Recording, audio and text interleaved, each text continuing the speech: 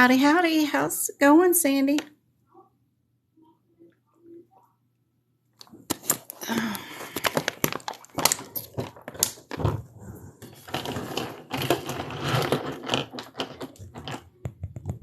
How's everybody doing?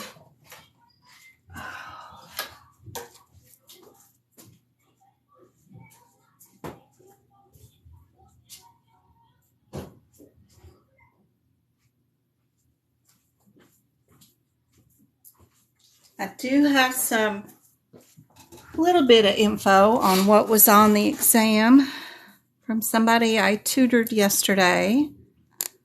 Let's see.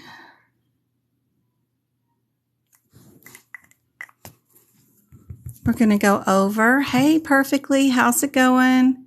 Hey, Megs. Hey, Sandy. Good to see you guys.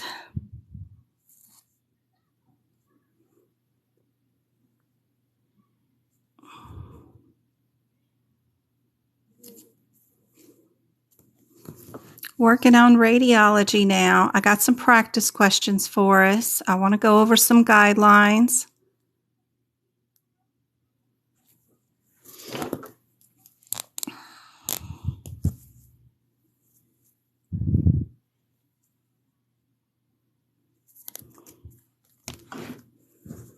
We got the CT of the head, and then we got CT of the neck down here. So we're just going to put CT neck so you can find it fast. And then CT, oops, wrote the wrong thing, neck here. The other one was a head. I can't talk and write at the same time. That's why I do this at night, not during the live, so that I can not talk so much. Because I definitely cannot talk and write at the same time. But oh my gosh, I love this whiteout tape. That stuff works great. Just for your own mistakes, you cannot white out any of the type print. So other than that, you can do it. Ooh, where's my highlighter? Where did that thing go?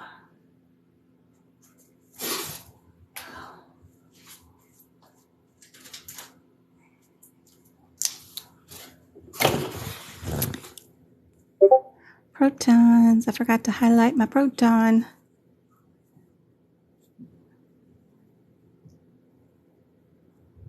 I just like to do the S's because that way I know if it's a plural procedure or whatever, if it takes care of one or more objects.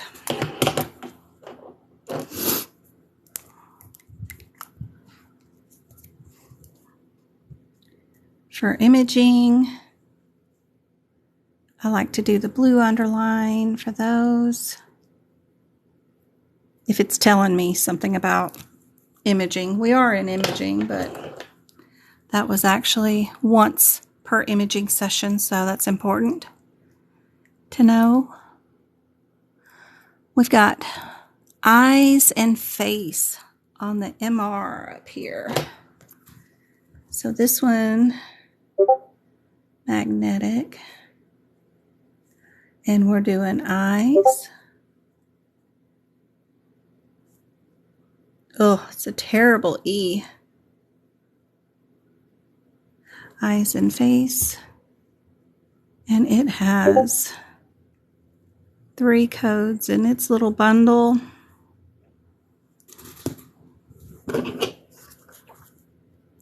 I just posted the Bundy's repeat live on YouTube, so it is live for you guys. Can the toaster air fry stuff? I think it can. Yes, it says it can. Okay, I'm gonna put some of that chicken in there and I'm gonna air fry it. Awesome.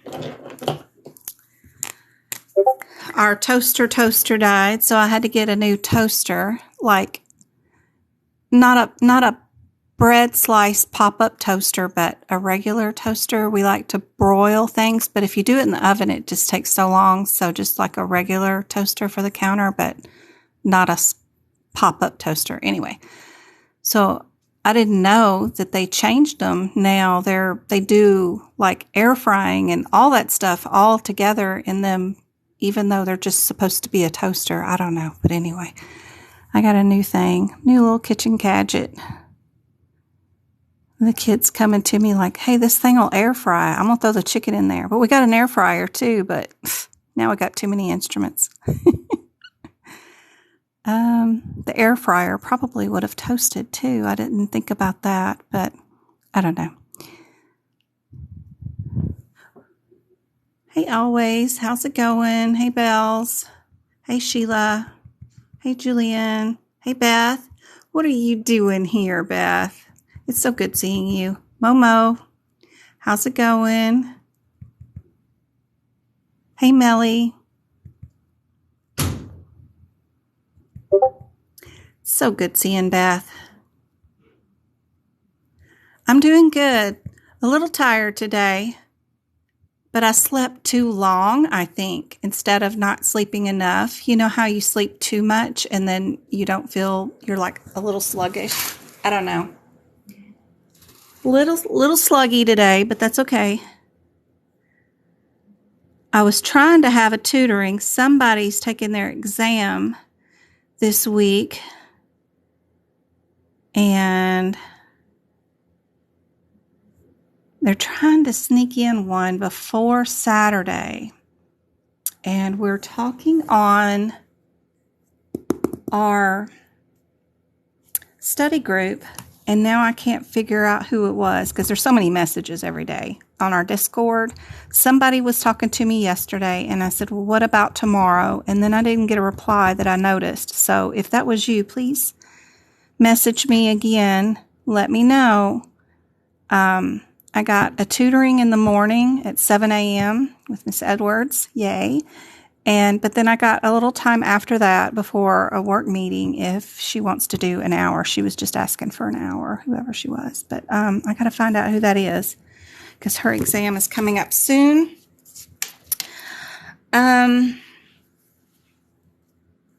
I talked to somebody who did not pass by 1 point.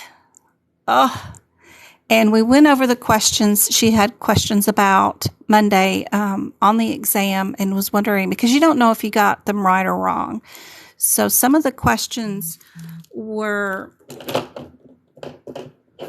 interesting and cool. She had exam C, which I think is one of the most hardest exams there is. If you get A or B or C, I don't like C as much as A and B.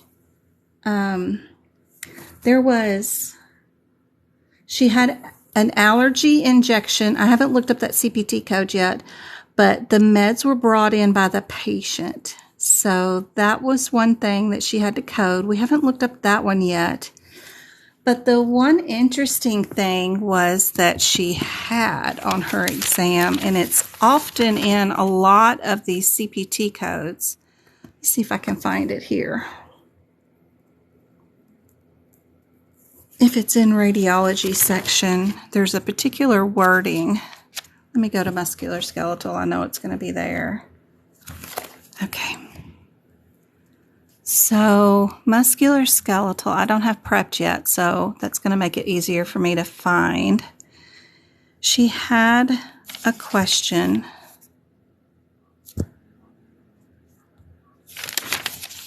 about a wording that we see most often in all of our CPT codes. Of course, I won't be able to find it when I'm looking for it. Right there. There. What does that mean? When they have that wording, separate procedure, what does that mean? That was her question.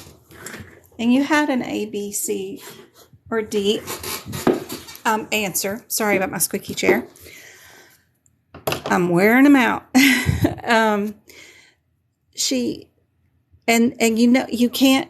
You know all the answers are in this book because it is part of, I'm on page 155 of your CPT book if you're in 2022, and I'm looking at code 610. And it doesn't matter what code or what page you really are on, because this wording is written universally throughout the book, from the beginning to the end, on certain procedures. Do you know why?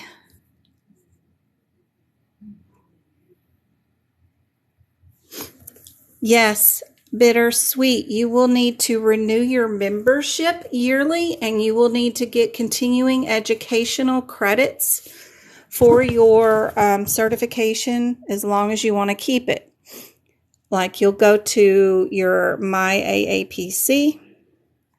When you bring up your app, if mine will come up, internet's acting foolishness. You'll see I've got the CPC, you got your membership ID, and then it'll tell you that you've got so many continuing educational units that you need to have due yearly by a certain time. I've had mine so long that they let me go every 2 years. So you'll keep up with them here, and you'll do your CEUs here every month for the rest of your life, as long as you want to keep it. They do offer them free here, but not all that you're going to need. You'll go to education. You'll need to sign up for some publications to get some free ones. But you can go to education. You can go to find CEUs. Then you can go to any one of these leveling things that you want to look for and find them here. They give away free ones with AAPC, but once a month. Either the workshops are usually paid, the webinars you have to pay for, Codify you have to pay for, on-demand events you have to pay for, national conferences you have to pay for. But if you go here to the low cost, right there, you can find a few free ones here under low cost. Oh, under their monthly magazines that they do. Sorry, my tappy screen is not working 100% here. But you can do the monthly magazines. There's 20 questions you have to do. You get 1 CEU for those. You can watch their quarterly webinars, which are videos that you'll get either 1 to 1.5 CEUs each time you watch those. That's 4 times a year that are free. And don't do them ahead of time before you pass, because it won't count. And they don't carry over. If you do more than what you need to do for that year and then you think you're going to squirrel them, that won't help either. Just don't do any more. Once you get done with your 36 or whatever they're requiring per year, stop doing them and let them build up. You can go back up to 15 months backwards and do previous CEUs for previous months' magazines and webinars and stuff. So don't worry about them going away, but just don't do any ahead of time. And don't let it lapse. If you let it lapse, you will have to retake that test again in whatever new updated form that it is. Yep, you have to pay your yearly dues, which do go up every year. Now they're $190. Many places will reimburse you for your certification yearly memberships. It's tax writable off of your taxes too. And they will also make sure you get enough continuing education throughout the year to keep your certification usually. You can sign up for free CEU notifications to one of the reputable places, because be careful, there are some scams out there, but let's see. Which one is the one that's good? Looking through my email real quick because they just bugged me. Not bugged me, but they let me know April 1st which ones they have that are free this month. And then they that's important because they sign-ups go away quickly too. So you need to sign up for them as soon as they're published, because then there's not enough tickets for everybody. So some of that helps too. I just answered this question for somebody. Who was that? Who was that?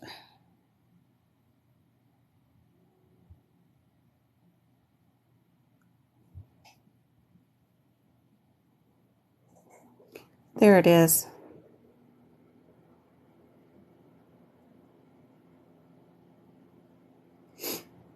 All these tickets are already gone for the month of April.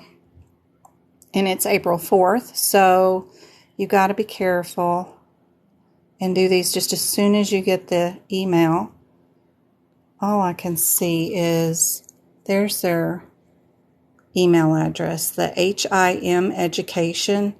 They're good. They give out a bunch every month. This month they had 2 of them for April 26th and April 27th, and you get, I don't know how many CEUs each time for both those webinars. I think it's 1.5 each one. And you just need to log on the day of the event, type in your membership ID number with AAPC in the chat bar, and they'll usually email you your certification afterwards. But those are already closed, I believe, for this month. Yep, are now closed for this date. You see how fast they go. So they're super important. Optum does them, I'm sure, but lots of people do. I hope so. You'll have to just check for Medicare. I'm sure there is a CEU on CMS's website for PHI HIPAA compliance that anyone can take at any time. You get a certificate and a CEU from that, doing the HIPAA training session is what they call it, through CMS website. And there's a portability one there too. So there's lots of opportunities. You just have to stay on it. Do something each month, once a month for sure. Your local chapter will do one at least quarterly. So like my local chapter is either in Phoenix or in Las Vegas. And hold on, I got to go yell at the kids because they're doing something bad. And they do at least 4 free a year.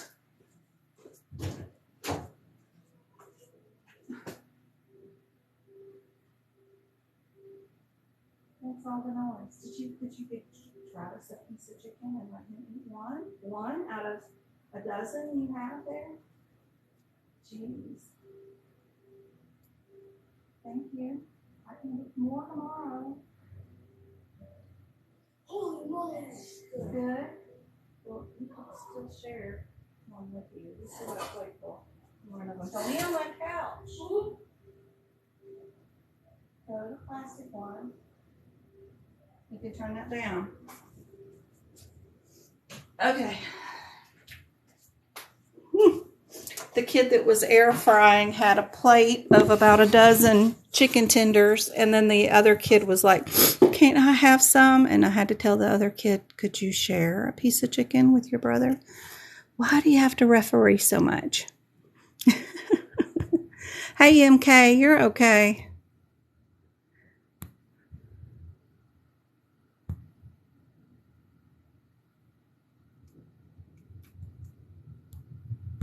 Yep. Okay, so get back to this. What does it mean when the CPT code has this in quotes after it? Separate procedure. This was on, oh, you won a coffee flask in a raffle? Aw, nice. What does separate procedure mean? And if you didn't know, but this was your CPC exam right now, this particular second, you have 3 minutes to find the answer. Where would you find the definition of separate procedure at? It's throughout the book, so it could be, you know, in radiology, in lab and path. I'm sure it has separate procedure listed. I'm sure medicine has separate procedure listed at the end of many of their CPT codes. What would you do? How would you find the answer?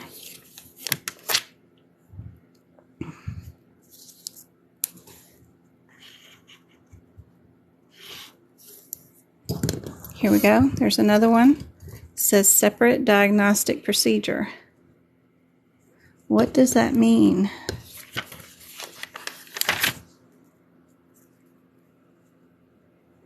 Under surgery, oh, here comes Miss Betty.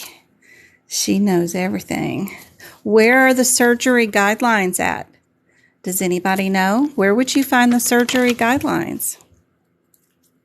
She's saying it's in the surgery guidelines. Where is that? So if we go back to the beginning of our book, we've got E&M and E&M guidelines. Then we have anesthesia and anesthesia guidelines, right? Where we write all the modifiers here. And then our next section is integumentary, which has some guidelines. Right there. Separate procedure is listed right here. And it starts on the bottom of page 88. And then it goes on to the top part of 89. And what it means, they're saying the separate procedure are codes designated as separate procedures should not be reported in addition to a code in that same genre is basically what it's saying. If you're doing an arthroscope on the knee that is a diagnostic, but then you end up doing like a lysis repair or something like that on the knee, or adhesion removal on the knee, if one of those two codes, the diagnostic one or the one that says an arthroscope adhesion repair, if either one of those has that separate procedure listed at the end of the CPT code, you couldn't do those two codes together. Now, if you were working on the knee and then you had another CPT code on the elbow and you did two distinct procedures, then great. Now let's think about this for a minute. What if you were in a car wreck and we know your belly's filling up with blood, but we don't know why? So we're just going to do a diagnostic scope in the belly to see what's wrong with your stomach and why is it filling up with blood. It could be from a laceration of the liver. It could be a spleen. It could be your kidneys. It could be your bladder. It could be a lot of things because that belt goes across your waist like that. At least you didn't go flying through the windshield, right? So they take you up to surgery and you're doing a diagnostic lap on the abdomen because we don't know what the diagnosis is, but you do find an unrepairable laceration in the spleen. And you end up removing the spleen. The spleenectomy does have the thing that says separate procedure on it, meaning you can't code them together. But you really did do both. You did a diagnostic, which you had to go look through the kidneys, the bladder, the liver. You had to do a lot. And then you end up doing a spleenectomy. And you really need to bill both of those. You can, because there is a provision to do that, but you need to add the modifier 59. Or if it's a Medicare patient, there's another one. It's like S10 or SX. I forget what it is. I need to write it right here for that one. If it's a Medicare patient, there's another modifier that means, yeah, there you go. Thank you, Betty. XS. I need to write it right there. Oh. So if you haven't done that, go to that page, which I'm on 89. If Medicare, we should write it around in here. If I could get my pens to write. I leave them out with the caps off way too long. If Medicare. Because if you tell them we're really doing two distinct procedures and we really need to then you can do that just like you do with the E&M evaluations, where if you have 2 evaluations, like the baby is born blue, you call NICU, pediatrician, whatever down there, and they come and resuscitate the baby, start the umbilical cord, and then they rush them upstairs to NICU and admit them. They get 2 E&M codes. Well, you have to add that modifier 25 to the end to tell the insurance company, yeah, we did do 2 E&M evaluations on that baby in 2 different departments for 2 distinct reasons. We needed to know, we needed to get the baby emergency breathing, right? And then we needed to evaluate why it came out that way and why it's being admitted to NICU and all that stuff. So we had to do 2 evaluations. Same thing here. If you do have to have both those procedures, then you need to do a modifier on the end to tell them why that you really meant to do that and you were billing that for that reason. Her question on the CPC exam, on exam C, dealt with this wording right here in these 2 paragraphs, and she picked the answer that said 59 modifier. I don't know the exact wording on her question, but it was exam C, and it had to do with separate procedures. She couldn't remember where this guideline was in the CPT book. She knew it was in here somewhere, but didn't have a clue on where to find it during her exam.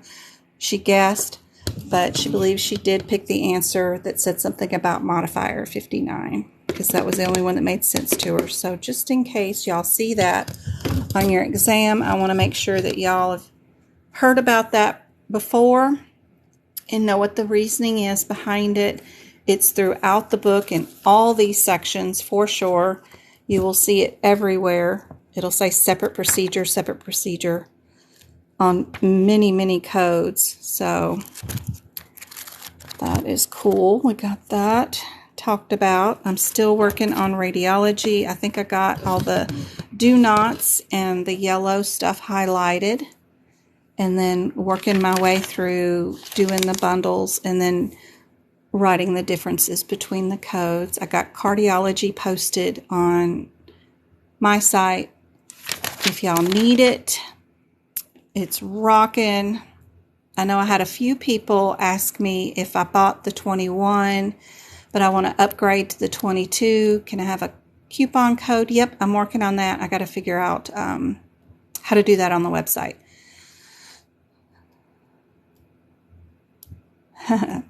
Hey, Annabella, I am a medical auditor and a data analysis for a medical group, but then I also do contract work for home health agencies that cannot pass their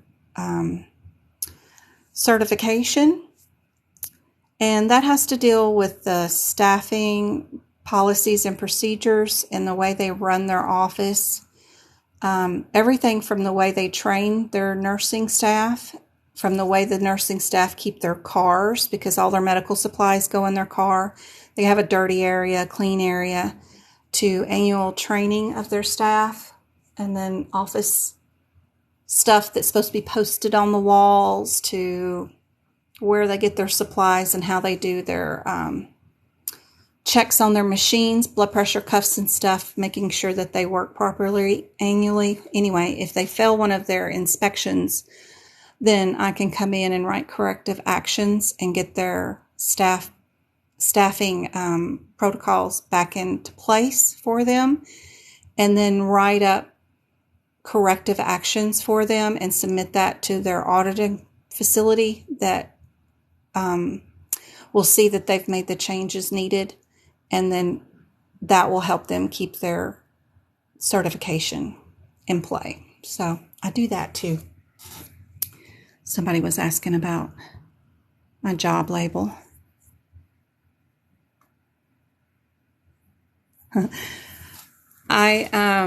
What we're doing here, Anna, is preparing people to take a medical coding certification national exam, either through AAPC or from ahima, AHIMA, and those two are nationally recognized and can get you a job as a medical coder, billing, turning medical charts into numbers for the health plans so that the health plans can communicate with the doctor's offices and help in reimbursement for medical services rendered.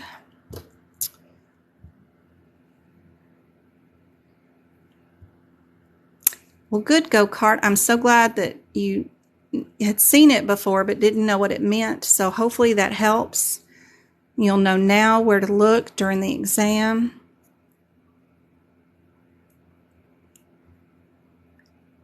Anna wants to be a nurse. It is a great thing to do. If Beth was in here a minute ago, she is a registered nurse, but she also has her medical certification for medical billing and coding. She can work with the health plans, and also having that medical background does not hurt at all. I also have 20 years of medical background, everything from delivering babies on my own to shooting x-rays and drawing blood and managing medical groups and urgent care. So I've done it all.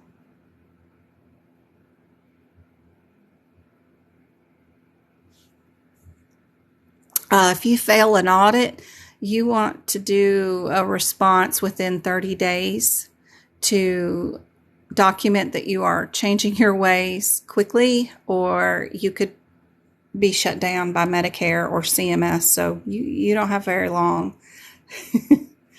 Not long at all.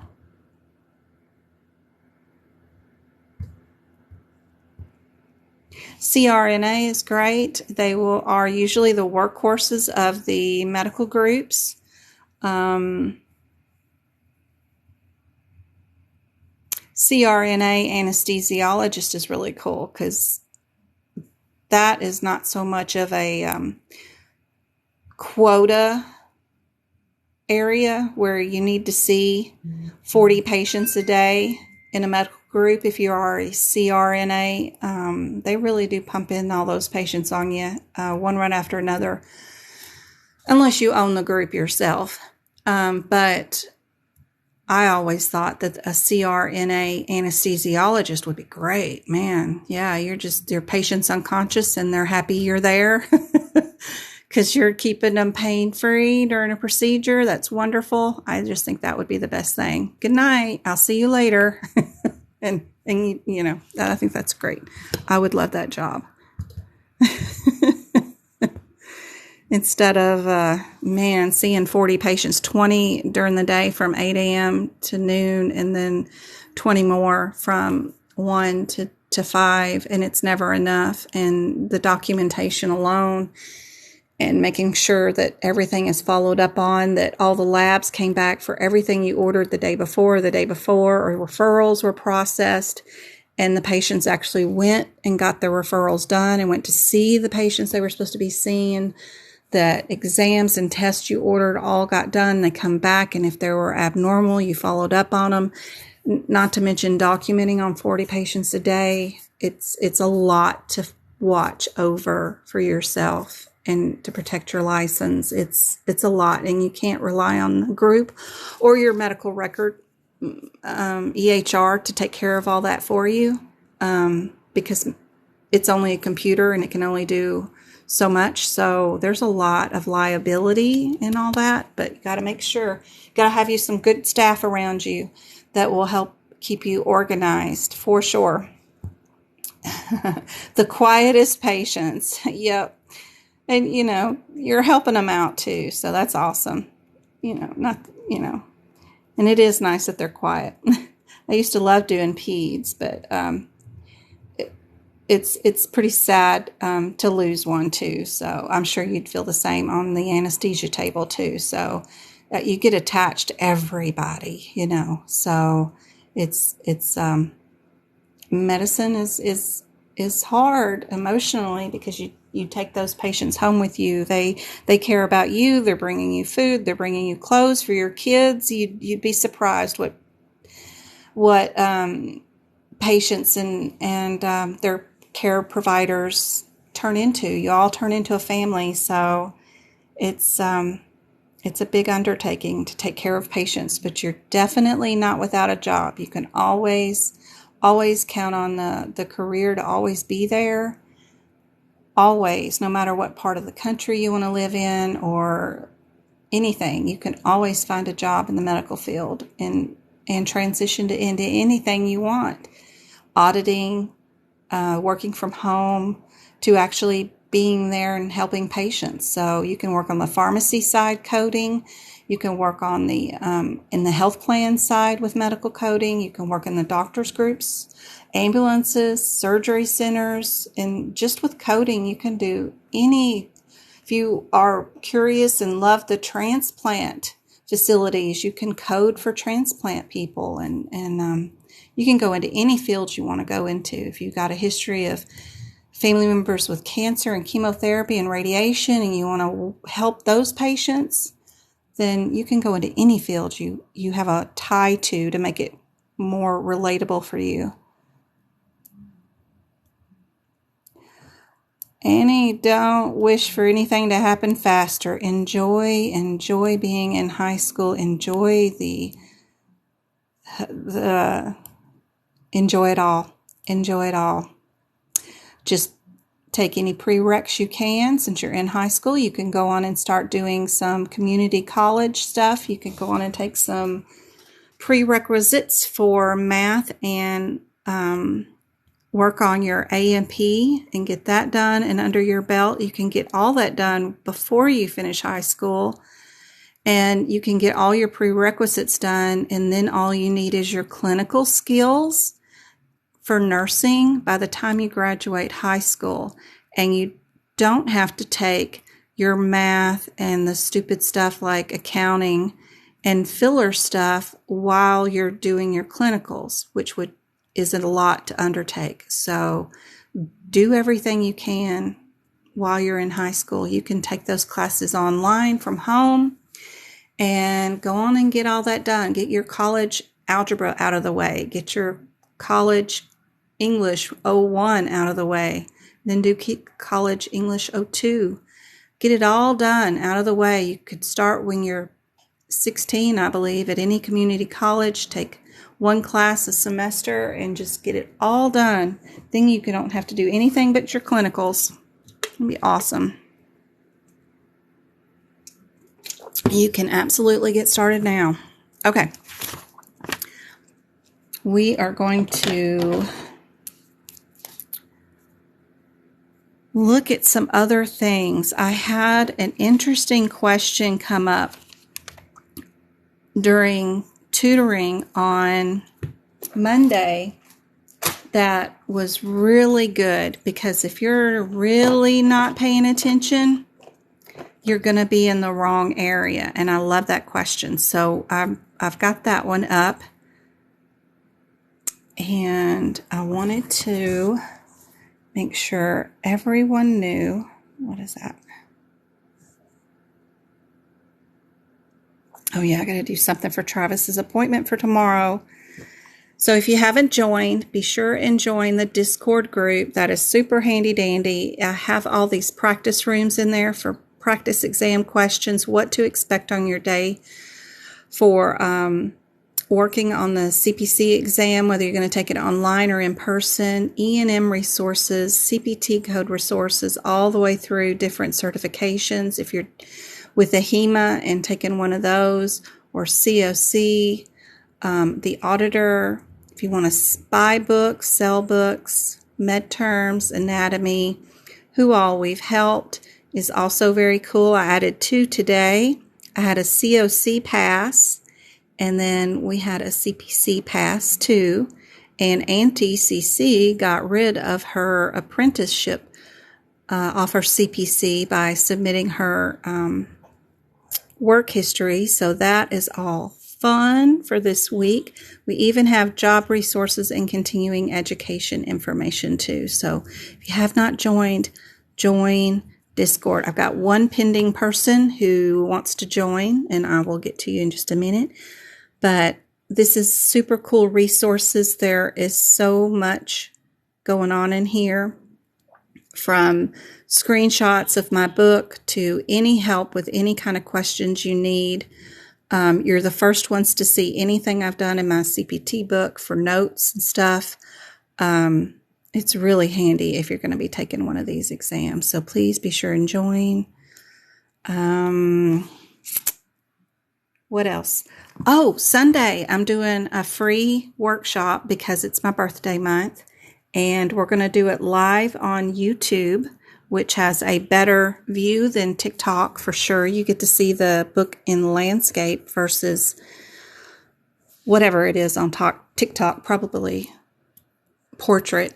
And it'll save as soon as I finish the workshop, and it'll be there forever. Plus, during the workshop, if you come in late, you can rewind it while I'm still recording and watch what you missed while I'm recording it. So it's pretty cool. And we still have the chat feature just like this. I'm going to do still 3 hours for sure on Sunday. It'll start at 2 p.m. Arizona time zone, which is like 5 o'clock p.m. Sunday in Florida or New York, parts of Florida anyway. I think Central time zone, is that like 4 o'clock or 3 o'clock? One of the two. I'm sorry. I don't know. But you passed, Bells. Yay. Awesome. Yay. That's awesome. We got one more. Thank goodness. Fantastic. How'd you... I wonder which exam you got.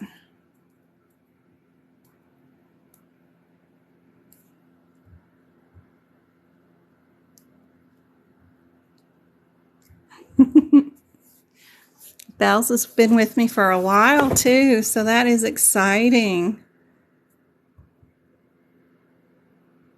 Congratulations.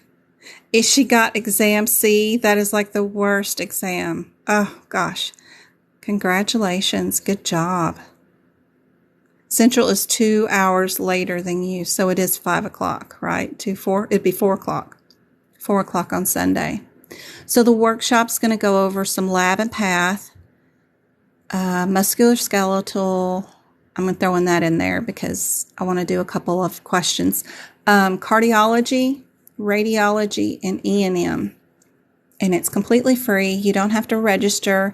Just be following me on YouTube. And it's still the same medical coding by Jen, just on YouTube. And then that way you get notification when I go live on YouTube. But it'll happen at 2 o'clock this Sunday, and it's completely free. If you are taking your exam in person, it says what exam you have when you open up your booklet. Some are A's, some are B's, and some are C's. There's different versions of C, there's different versions of B, there's different versions of A, but overall C is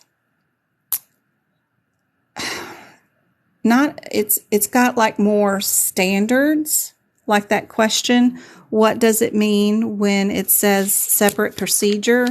More standards in it than coding situations. Just give me some more coding situations. You know, it was, and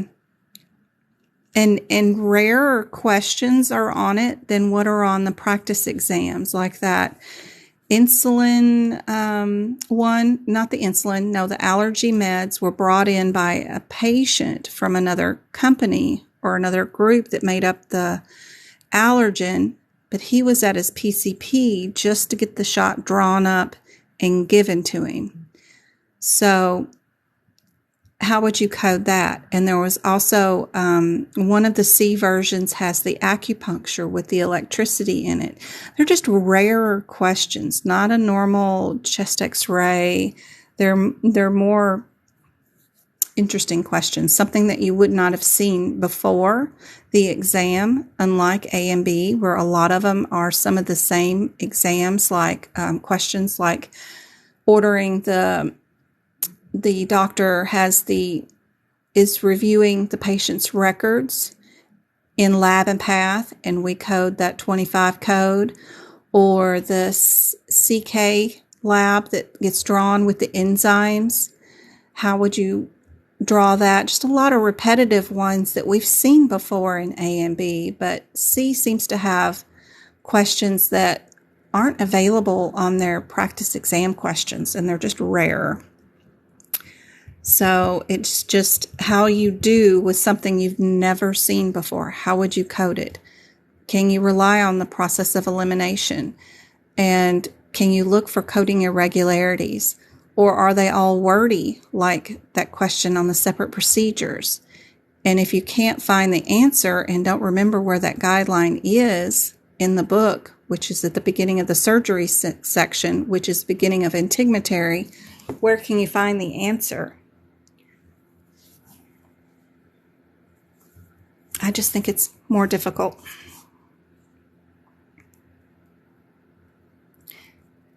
That's so awesome, Bells.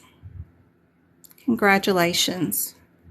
Do you already have a job in medical field and this is just going to promote you up the ladder, or are you on the hunt now?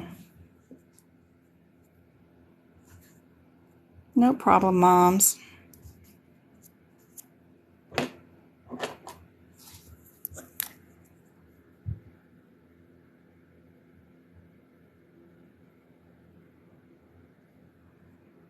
She's in billing now.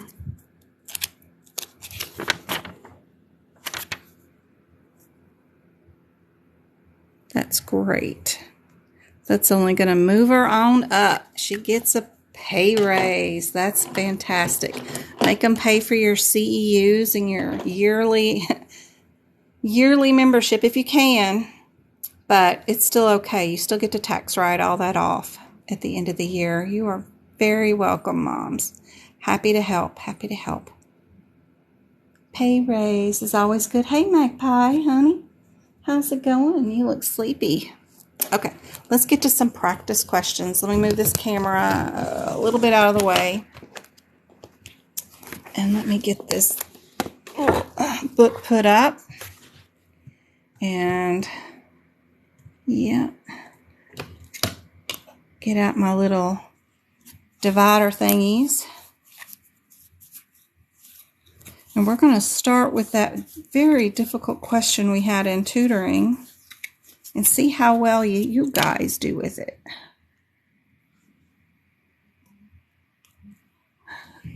Here we go.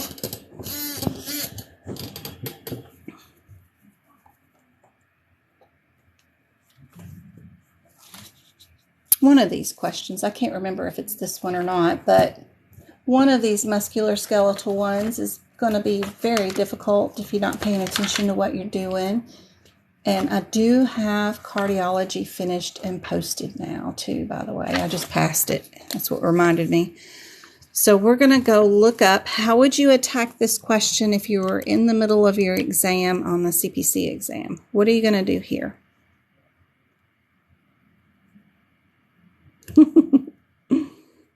Patron a saint of the CPC exams. Oh, you're so awesome. I follow the nun of on TikTok, the nun of TikTok. She's so sweet. She has the dry lips, so she was telling us what was in her pockets yesterday on her TikTok thing. And, you know, if you ever wanted to know what was in a nun's pockets, she went through both of them and told us exactly what was in it. Looked like she had a pharmacy on one side and then tools on the other side. So it was really interesting to see what she had in her pockets.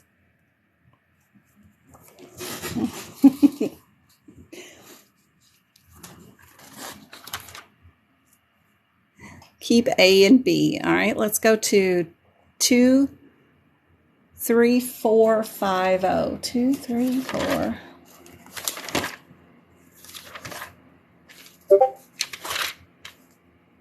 Two, three, four, somewhere around there, right? 2, 3, 4, 50. If you look at your header for this one, we're under repair, right? What is our 66? Is that under the same one? Same one. It's still under repair. We'll go down here to our question and see what we're doing. Oh.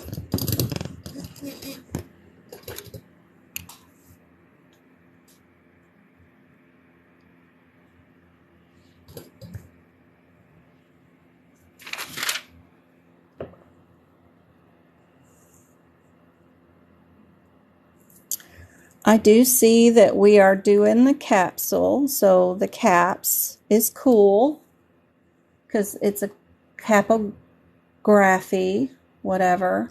We got a pity pat procedure, whatever that is.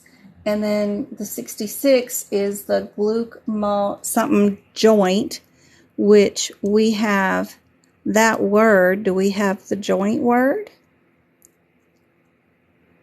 Yep, we got the joint word right there. And that goes with the 66.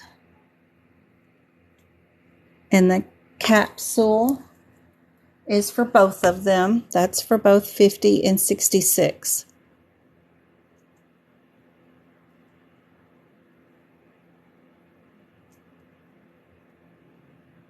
So I've got D, or keep A and B. So we got two answers.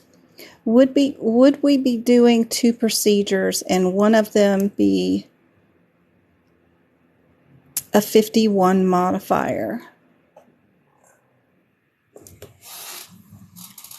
That's interesting to look at. And then the only other thing is looking at the 98s, because two of them are 98s and then two of them are the 34s.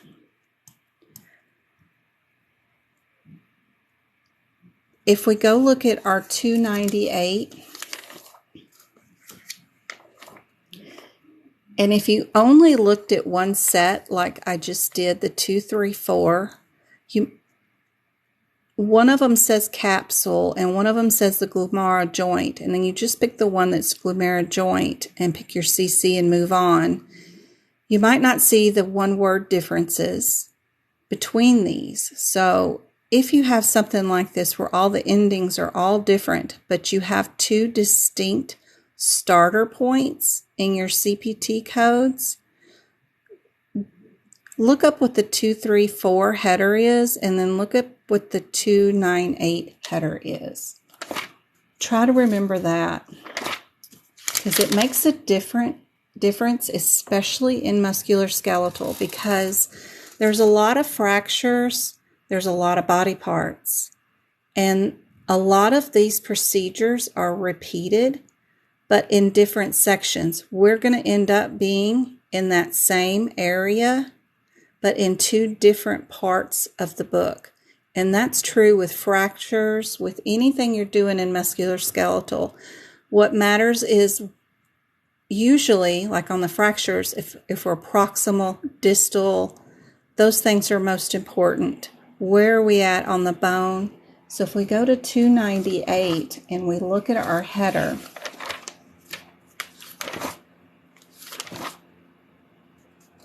(298) starts off with endoscopy or arthroscopies.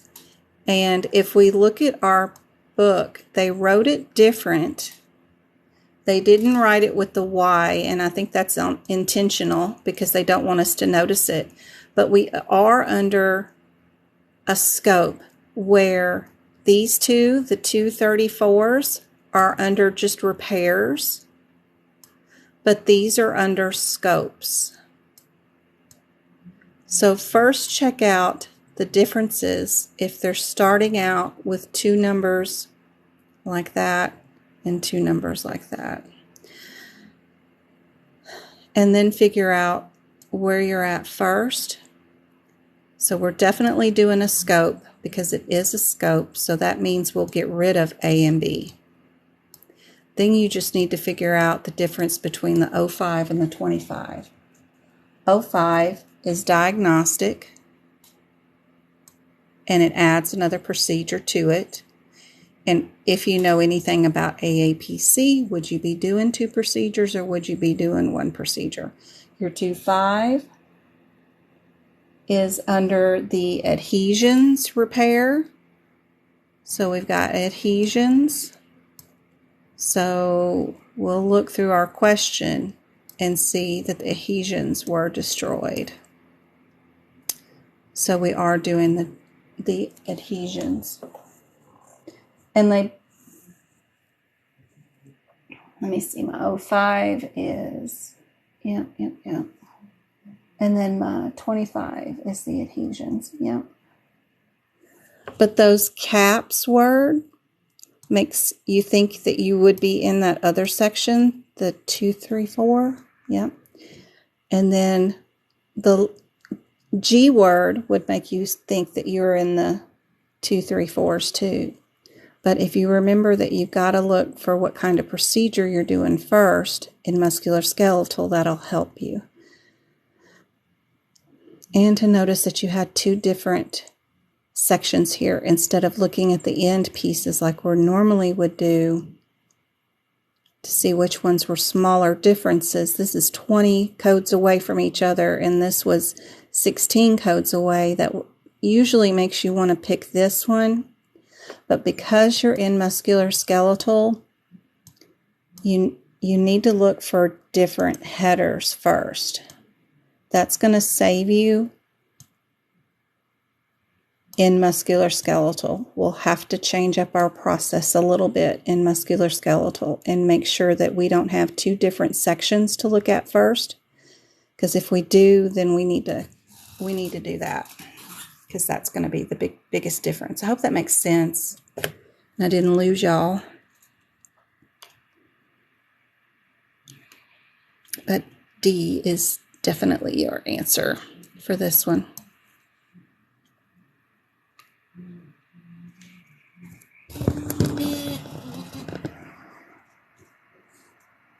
Cardiology, anyone? Cardiology, this one has the same sort of thing here. We've got 2 that are with that header, I guess you might say, and then these 2 are in a different header. Maybe. They could all be underneath the same header, but it does make you wonder if they are. So the first one in numerical sequence is the 324. Let's just see if it has a different header than the 326.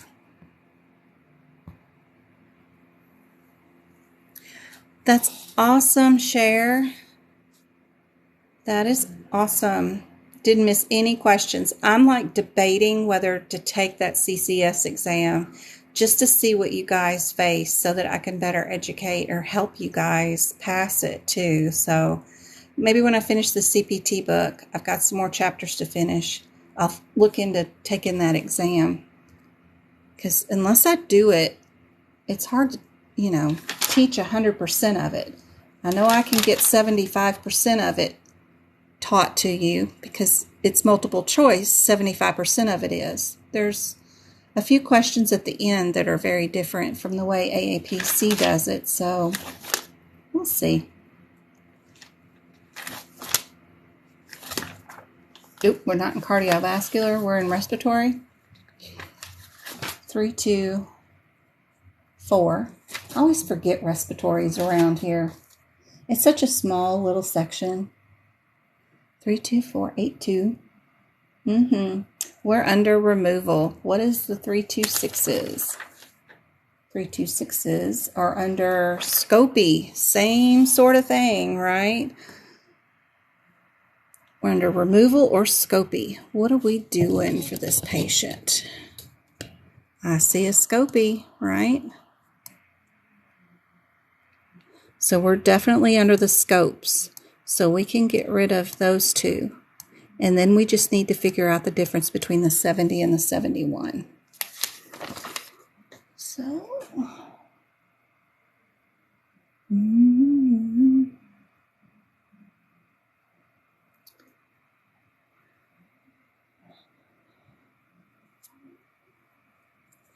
$70 and 71. They're both removals. One's of 2 lobes for a bilobectomy, and the other one is a pneumo for removal of a whole lung. Lobes or lungs. So we did both lobes. So we're doing the bi. B-I.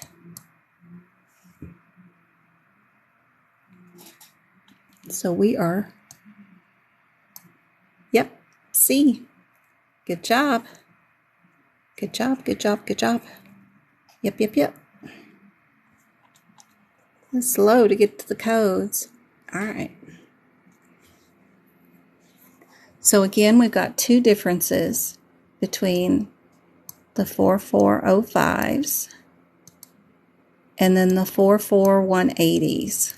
Let's go see what our headers are first. 44005.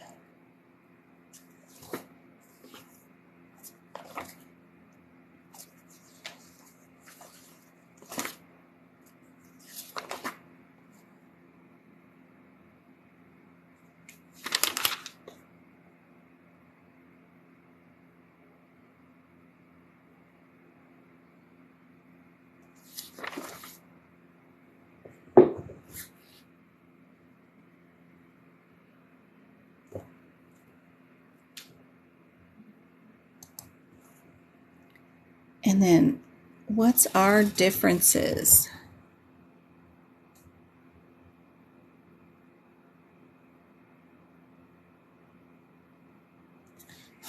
Yeah, the standards are crazy sometimes. Plus, the information is like just all scattered instead of being in one location.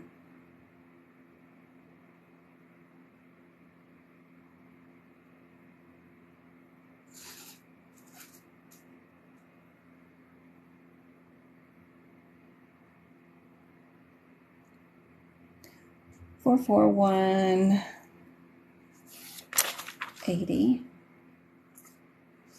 is under laparoscopy, and then the 44005 is under incisions. So are we doing incisions or are we under laparoscopy? What are we doing? Abdominal incision. Oops, I underlined the wrong thing. Pull that off. So we're going to keep the 44005. All we need to know is, do we keep the 22 modifier? 22 modifier is increased procedure. Did they have an issue? And we'll find that at the bottom of the note. And spending an extra amount of time. Yep. It was very time consuming, so we will add that modifier. C would be your answer. Yep, yep, yep. Super easy. It's stressful, though, during the middle of an exam to see it the way that I see it. So what's our differences between these 2 sets? What's our header for 52005?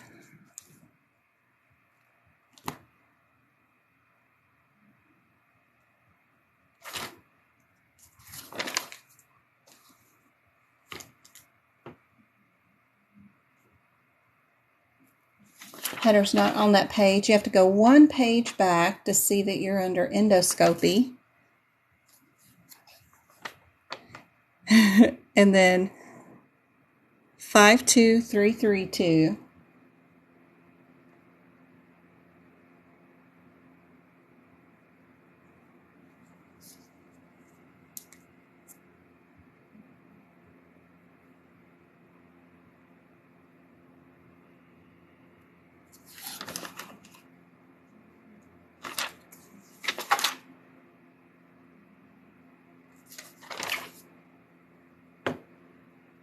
One of them's a cath, bladder and urethra cath, and the other one is a stent. Yep. Very good, Jillian.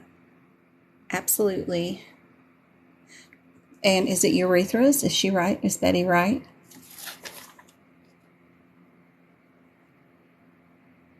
Three, three, two. Urethra versus, it says under 52005, it could be urethropylography. So we could be in the urethra, but with urethra catheterization, indwelling urethra, they're both cystoscopes.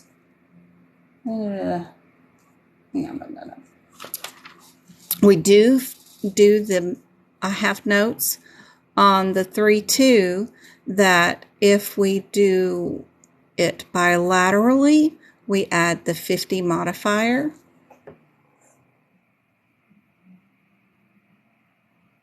I have that the 52005 is more of a visual look-see.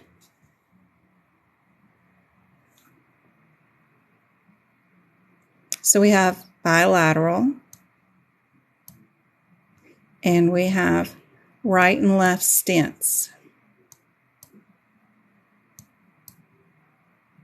Not too bad. Not too bad. Yeah, I would agree. B. Just take them one step at a time. We don't care that there's radiology at the end. There's radiology in all of them, so no big deal. Just only answer the parts that make a difference between each question. We only needed to know the difference between these two, and then we just needed to know if we needed to add that modifier or not. And that's it. Don't go any further. Don't worry about looking up everything else. Only need to look up what you need just to get the answer correct. And then move on to your next question. Try not to, I do that too, Betty. I type out loud, but it's thinking out loud. Yeah, I do that too in my messages to you as I'm trying to read what you wrote. And I'm like, da da da da da da da, and I'm just thinking out loud. I do the same thing.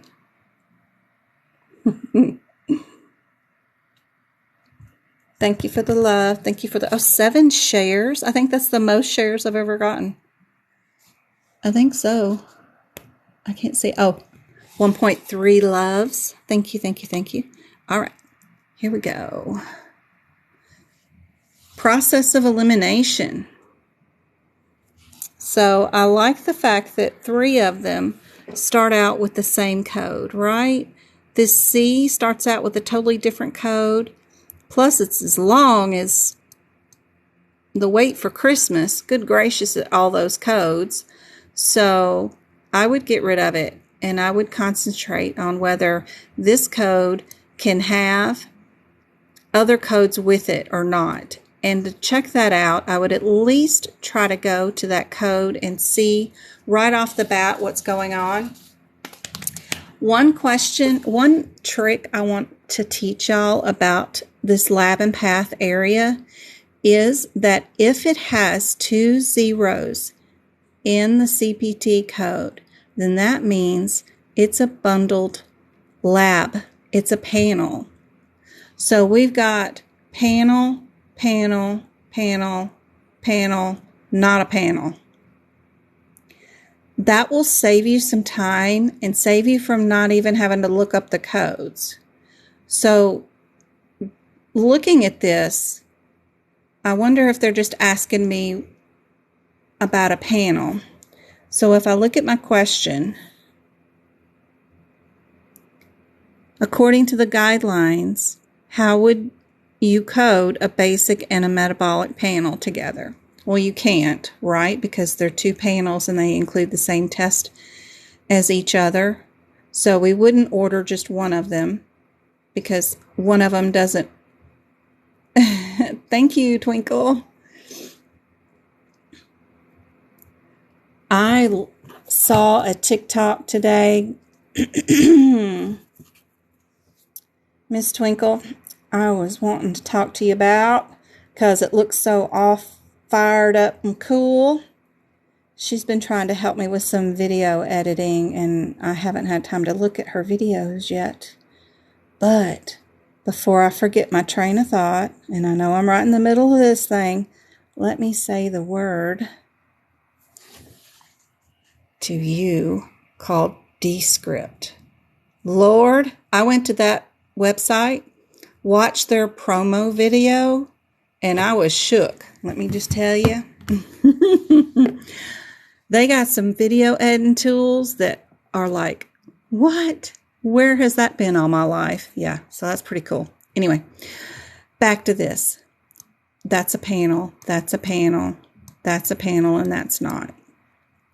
So we know we can't build these two together because they're both panels and they include the same test. And I know I wouldn't just order one of them because one of them has different tests in it than the other one has. So, I mean, just looking at these answers, you could reason out that it's D is going to definitely be your answer. But to figure out what you need to know is you have to go to those panels and then look at what's included into each one, and they have them individually listed. This one has a glucose, this one has a potassium, this one got a uric acid, and it lists out each individual CPT code that makes up that panel code. And you go one by one between both of those two panels, and whichever one or two codes that are different from the other one, you pick the one that has the most in it of the two, and then the one that's the least amount of codes in it, you'll get rid of and just order the individual test that it is missing. Like that specialized calcium that the basic has that the comprehensive does not have. Comprehensive has a total calcium, I believe, where the basic metabolic panel has a calcium ionized in it that you just have to order separately. And that gets both panels done at the same time. But if you ever get that question about which one of these examples, A, B, C, or D, is an unbundled panel, you'll look for the answer that does not have an OO in it, right? Because those are bundled in a panel. So anytime you see OO, you know you're in a panel. So you just have to pick the answer that has it unbundled. Anyway, I think it's cool just to know that those are always panels. Yep, you got a panel standing back at you. I can put two eyeballs in there and he's staring back at me. That's a panel. He's full of stuff. Yep. Put a mouth on him. Yep. That's a panel. All right, medication. So we're all under the same beginner, so we don't need to look for headers, right? Those are all the same, except for this lonely bird, and we're just going to throw him out because he's different. Now we're going to go and just look up our differences, our tail end, just to see what the differences are. And yeah, I'd probably keep the 1, even though it's probably a difference between the 3 and 4, but I would just see. So 92601. Ooh, y'all, my Appendix L is in my cardiology, y'all. I just flipped to that looking, and I was like, oh, those look so good. The Appendix L stuff. Oh my gosh, I did that. I did the arms, and I did the legs. It's just so cool. Next year, I'll do the brain and the other stuff, or if I get time, I'll finish it all up. But I did a lot more than last year. Anyway, all right. 926. 926.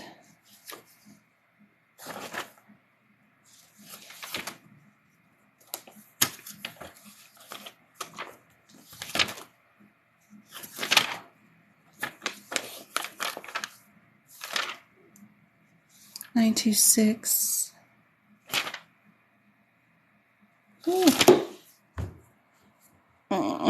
01.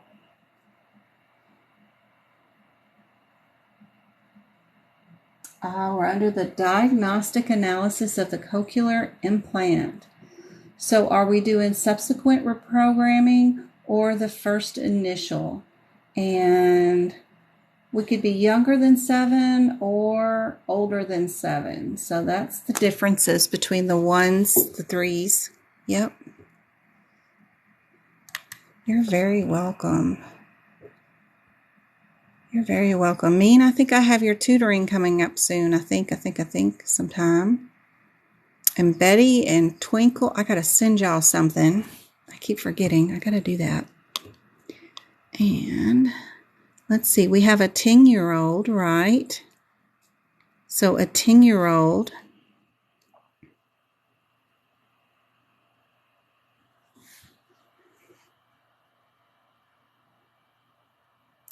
So 03 is over 7.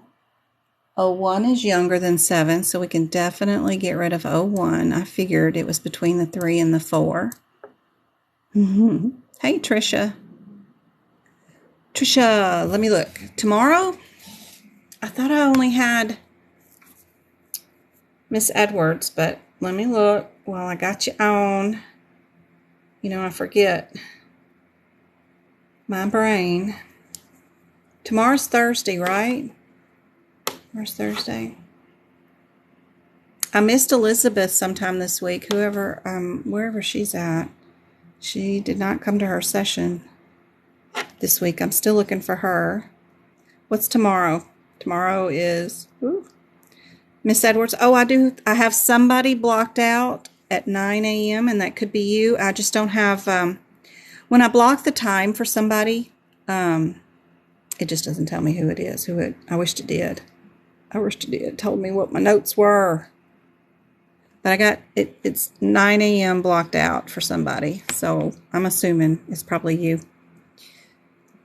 And then I got Sandra on Friday.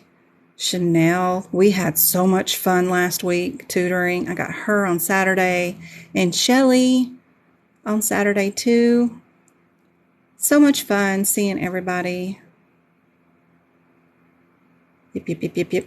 But there is somebody on Discord that's going to test this Saturday and asked yesterday to do tutoring. And I said we could do it today, but then I lost that message. So whoever that is,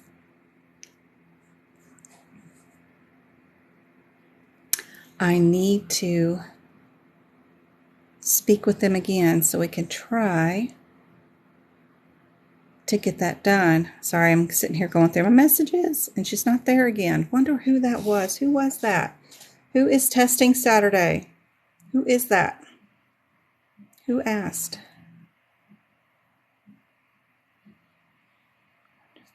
Who is it? Nope, she passed. That was Wonder Vision.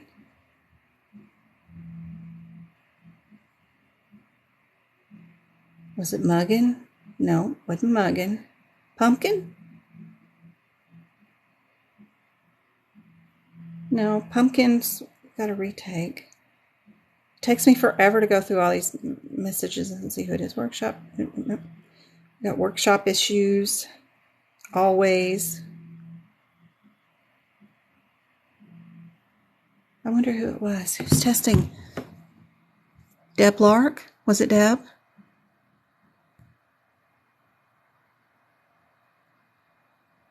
Yeah, I think so, Trish. I think so. I got somebody on the 7th. Somebody tomorrow. I got somebody blocked out. It's just my darn website. And, I put the name of who it is in the header, but I have to go to the website to look for it. But my app on my phone doesn't say who it's for. So somebody's blocked out at 9 a.m. If that's the time I told you, then it's probably you.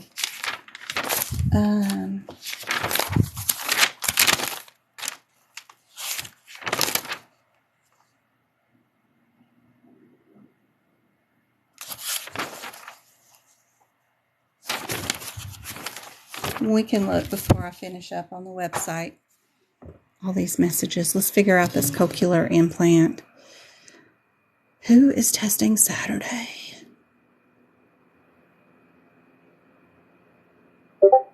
Oh, user 369453852. You've got some work ahead of you. Don't focus too much on your course lectures because they're going to drain your soul. But focus in on your quizzes, your chapter quizzes in the middle of your chapter, and your chapter review exams. That's the meat of your course. Those questions will help you practice for questions that are on the certification exam, more so than the lectures and stuff. So pay attention to your questions. Save all of them, print them to PDF, highlight, copy, paste all your questions and answers into a Word document and save it anywhere in any chapter questions you may have. Any examples, if you're doing this code this way, copy, save all of that. That will be your CPC exam, and that will help you way more than the rest of your course is. Deb Clark.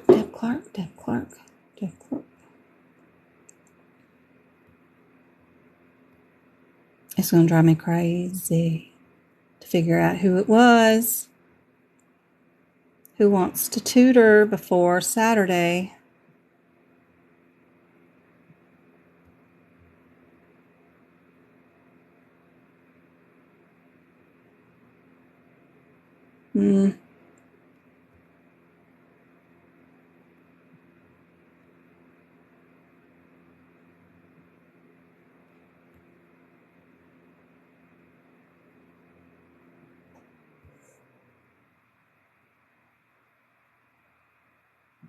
Sorry, I'm still looking through all these messages going, who is it? You know, I'm 30 people down. I can't find Clark on here. That maybe I got all the way down to Holly. Is it Metcalf? No. I should write this stuff down.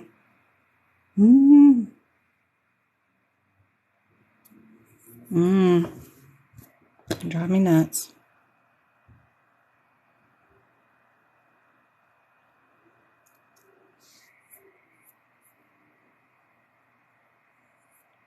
Trisha, did we discuss what you wanted to do tomorrow too? Like which sections you wanted to go over? I can't remember. Because I'll be prepping tonight for tomorrow's lives. I got Miss Edwards at 7 a.m. So I roll out of bed at 6 and get going. That way I already have it done tonight. So let me know what you want to go over tomorrow. Some people bring their own questions. Some people want me to practice questions and let them do them for themselves on certain sections that they're worst in and teach them the guidelines with it. So whatever you want to do. Tutoring is up to you. SFS. So glad you came across my page. You're halfway through the course already. Awesome. Save every chapter's practice questions, your quizzes, everything. That's where you need to go. Sorry, Annie. Sorry.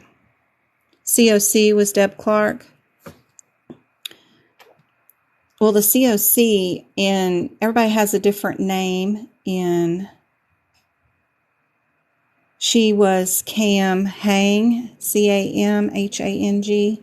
She was the one that got the COC up and got that. So it's hard to keep up with who everybody is because all the names change too. And I'm awful. I'd worked 13 years at the same company and still don't know everybody's name. I'm awful with names. But it doesn't help that I work from a remote. That's okay. E&M for sure. As long as you sent me the scores, I'll go through there and make sure that I got it right. What we should go over for sure. Plus, like some areas, we don't need to concentrate on as much as we can in other areas because we can bring those up better. All right, our little kid here. So we know he's a 3 or a 4. B or C, guys? What are we doing?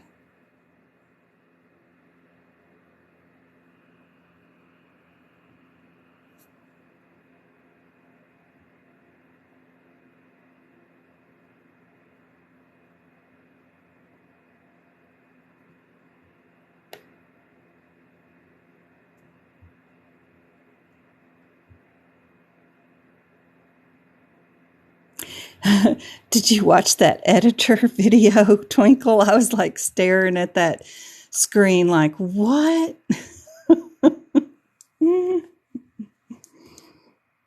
I can make some content with that kind of editor. Yeah. Everybody saying B? B with the 03. 03. We've got the diagnostic analysis with programming. That means that kid's never had the hearing turned on yet. And what does happen is they did have a recent placement, and they do put these in without turning the volume on. They keep them completely turned off because you don't want to wake up from anesthesia hearing things if you've never heard before. That could drive you crazy. So they keep them turned off, let the area heal, and a couple of weeks later, they'll bring you back and do just a turning on the volume kind of thing.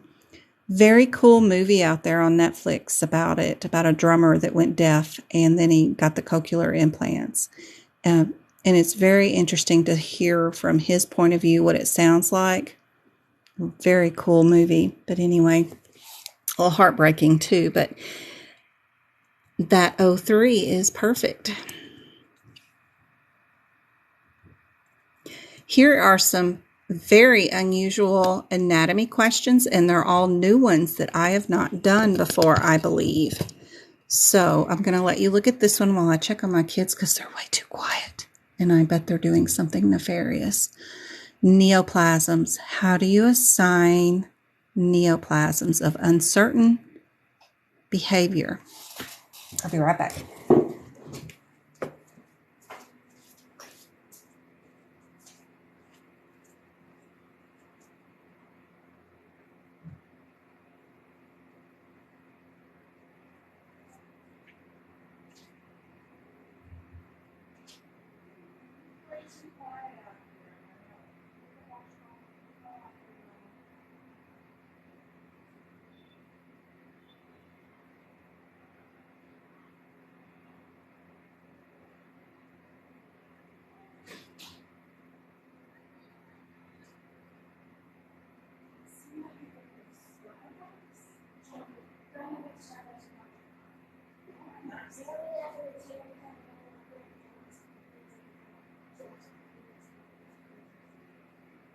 Cool. That's cool. All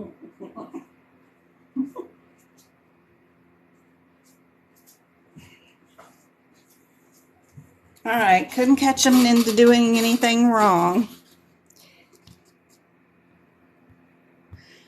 Yeah, Twinkle, I was like, where's the credit card? Throwing money at it.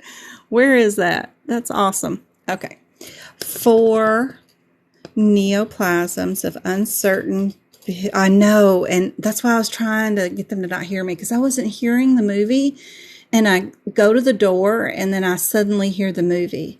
So I know he's on YouTube, but then he turns back on the movie when I walk in there. So I'll catch him. Don't worry. When should neoplasms of uncertain behavior be assigned? When should it be assigned that as a diagnosis? When they don't invade adjacent sections, structures. When the tumor is both benign and malignant behavior and based on the pathologist report.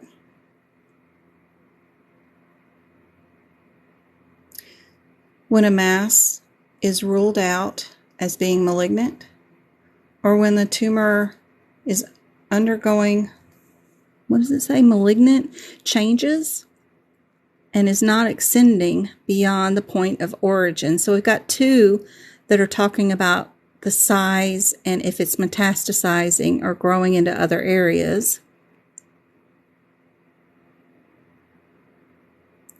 If you looking for the process of elimination, when the tumor, and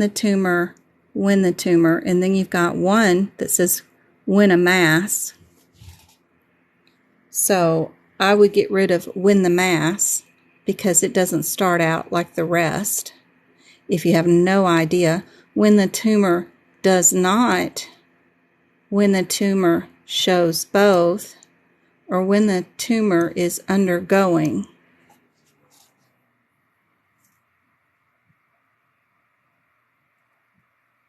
Thank you for the follow. Ooh, 8 shares. Do we got 2,000 parties? We do. We got way more than 2,000. Y'all are cool. Yep, B is your answer. If you don't know that and you don't know this answer right here, write that sentence down. In integumentary, in the skin section, right where that skin part is of the CPT code, where it has the picture of the layers of the skin, it's a really good sentence to write there. That way you'll get it right during your next exam. Here's a really interesting question. They'll just give you a range of some random codes. Stop camera. And they're going to ask, which one is operating microscopes? Good gracious. Do we do a lot of microscopes in integumentary? So I'm thinking about that. Do we do it in musculoskeletal? And 6,000 is nervous system, somewhere around in there. Maybe ears, eyes. Which one would we do a microscope in? That's how I would attack the question. Instead of maybe doing the process of elimination, I would just think about the codes in that section. Do I remember seeing CPT codes with microscopes in them?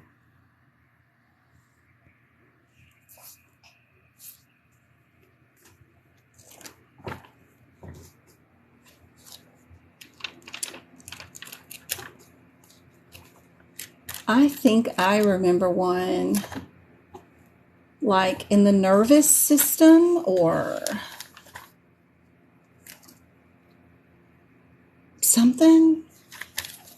What is 6.3? What section is that? The eyes, you know, when they're doing those eye surgeries for the lenses, they're doing the surgeries under a microscope. I don't know. 6.3, no, we're in the nervous system. So 6.300. Could be wrong. 075.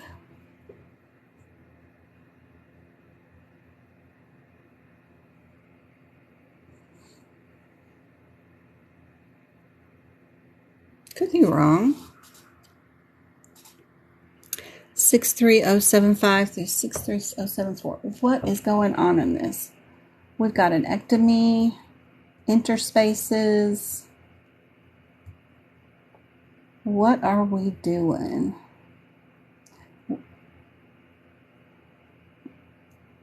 We are doing exploration and decompression operations.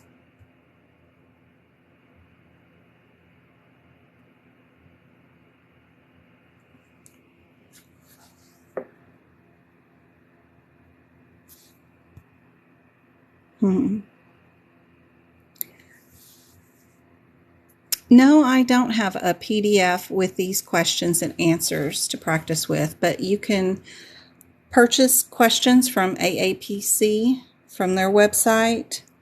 Eventually, I'll make up my own questions, but these are somebody else's questions, so I just borrow them and help try to teach y'all. Kind of a gray area, but I definitely don't want to start passing them out because they're not mine. My next live will be on Friday here on TikTok. I do them Mondays, Wednesdays, and Fridays here on TikTok, 2 hours each time in the afternoons, most definitely. And then I do workshops on Sundays a couple of times a month. This Sundays is going to be free, and those are 3 hours. Normally they're $10 to participate, and they're on Zoom. And we do back-to-back questions without any storytelling. I try not to leave and check on my kids at all. And we stay on topic. We just go from question to question to question since y'all are paying for it, of course. And those are really helpful because we'll cover everything you might see for a CPC exam for a particular subject. We've done cardiology. We've done 2 E&M workshops, cardiology, and we just did our integumentary one. This next one is free for my birthday month for you guys, and I'm going to redo some E&M, but I got new questions, actually. I'm going to do some more cardiology, and I'm going to do lab and path, which I've not done before, in radiology. Just getting started. Arizona time zone. So Sundays will be at 2 o'clock Arizona time zone. Monday, Wednesdays, and Fridays, I'm still having trouble to patent down a correct time. I know you guys we don't have a time zone change here in Arizona. So it used to be 6:30 Arizona time zone, but since y'all have jumped forward with the recent time zone, that makes it 9:30 Arizona time zone in Florida, which is really late for you guys. And I hate getting, and then I talk for 2 hours till 11:30 at night. So that's pretty cruel. So I try to start as soon as I can. It's just a difficult time because 4 o'clock is when the kids come home, and then trying to feed them and get them corralled and get them to sit and be good for 2 hours while I talk to you guys when they just got home from school and they're really crazy and they're always getting suspended or what, I don't know. We had to call the principal today because poor James is still getting picked on. And, you know, it's always one thing or another right after school, you know, so I'm doing my best, but I really wanted to start those at 4:30 Monday, Wednesdays, and Fridays, but it's a really difficult time because the kids are only home for 15 minutes. But that's the best time for the Florida and New York people to get on a live, so it's just rough. I got 2 hormonal 12-year-old and 13-year-old boys, and it's rough. But I am here every Monday, Wednesday, and Friday doing 2 hours with you guys for sure. And then our Discord group is rocking, y'all. I mean, I have practice rooms with practice questions in there. They're not in PDF form, but if you want to practice questions, our Discord group is so awesome. You download the little Mickey Mouse Britches app, which is right there, and it's for gamers, but we use it, and it's completely free. And if you want to, oops, I'm about to knock over my drink. You want to practice questions and you want to have them, I have the CPC practice exam questions in a room here on Discord that you can work on with Betty and everybody else on the site. They're all here. We work on them together. I also have exam day prep resources, HitPix resources, CPT book resources. You want to see my anatomy and what I do to my anatomy books and med terms. They're all in here. So much free information, guys, to help y'all out. If you have questions about anything, come in here and post them. Somebody will help you. I am monitoring and trying to get to everybody I can. But I have a lot of support and help. Thank you very much, Twinkle and Betty. And Auntie CC is there. We got Beth that's in there. We got lots of people. Janet's in there that help out with. MK is in there helping. Everybody's in there helping out each other. So, yeah, it's great. You should join Discord for sure. It's a little different to use because it's no drop down and fancy little things to look at that are easier, user friendly. But if you ever get lost, all you got to do is do the 3 lines in the top corner, and then they get you back to the list of rooms that we have for sure. So super handy dandy room. Super handy dandy. We have all kinds of practice questions in there. They're supposed to be under the question rooms, but they get posted everywhere, even for different certifications. I got CC, O, I've got the auditor one, I've got the risk one, the compliance one. I got all kinds of certificates in there. So if there's anything you wanted to practice on, they're there. Plus you get to see who all has passed when they pass. I got to put Belle's in there. Did she get? She did. She just put in there. She passed, she passed, she passed. Oh, I got to post hers in the other places. So that's awesome. Yep. So it's really cool community, for sure. I also have a website, medicalcodingbyjen.com, which has all the resources on it, like the links to Discord, the links to my YouTube. I repost every one of these 2-hour-long sessions every Monday, Wednesday, and Friday on YouTube. I just posted Mondays today on YouTube. It's live, so if you missed Monday's live session, it's there on YouTube for replay for you to see. Tons of resources on my website too, and screenshots of my book of how I fix and prep the CPT book before the exam. There's videos on how to do book prep on both YouTube and on my website. All that kind of stuff. Tons and tons and tons of stuff to help. Mean too. Yep, Mean helps. Absolutely. Everybody.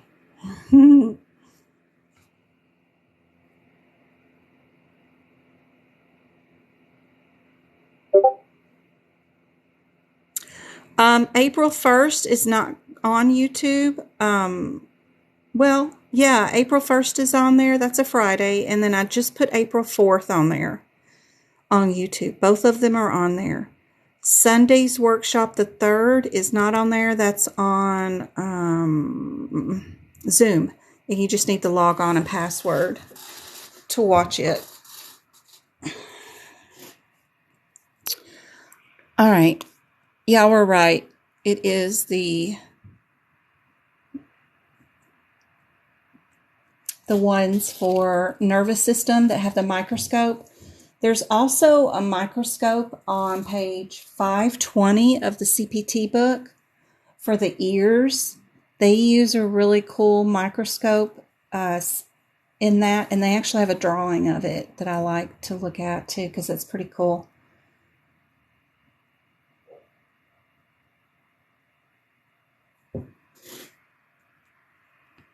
All right. Some more questions for anatomy. Adjacent tissue anatomy question that I don't think I've seen before. I noticed the AAPC's exams, A, B, C, D, E, and F, changed some of them as of April 1st. So some of them have been switched around. Exam D, I was watching today and looked at it and took it again, and some of the questions are rearranged, and they have a couple of new ones in it. So if you do purchase some of those exams through their website, they do update them from time to time, and I always audit them every month. One more thing that I'm doing that takes a lot of time behind the scenes y'all don't see, but I know D is updated with a new question or two on it, just in case y'all took them in March and haven't looked them again in April. That one did get updated for me anyway. It still has some of the same ones, but I do have some new questions.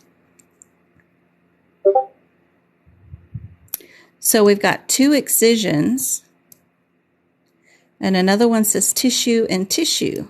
So process of elimination, thinking about that. I like to look for similarities. We've got tissue transfer, excision code. We've got the only, and then these two, then the tissue, then the tissue. It's kind of like the same stuff. Very interesting. What do you guys think the answer is?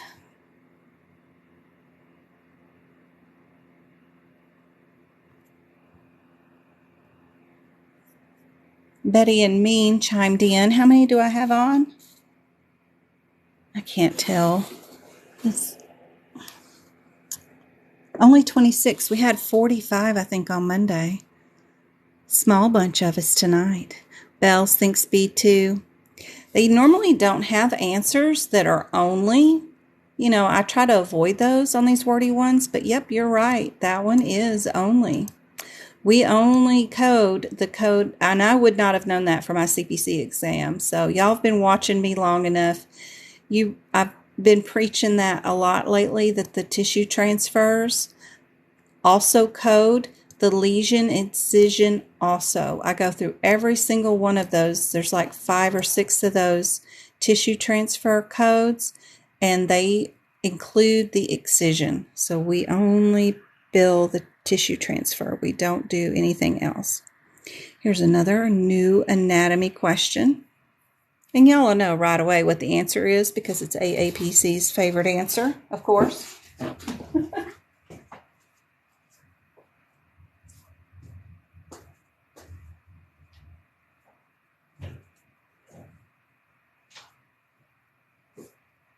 Where is that child? You went to the bathroom?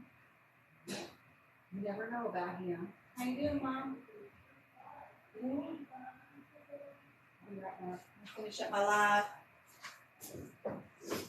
Whew. Travi was being super quiet. Grandma's in. Get to go see my mom today. Yep, we all know that D is their favorite answer. They love all of the above. But it does, what does the vertebral call? It does help us in standing upright, in sitting upright. All those little things move. And we also know that AAPC's favorite answer is all of the above, none of the above, blah, blah, blah.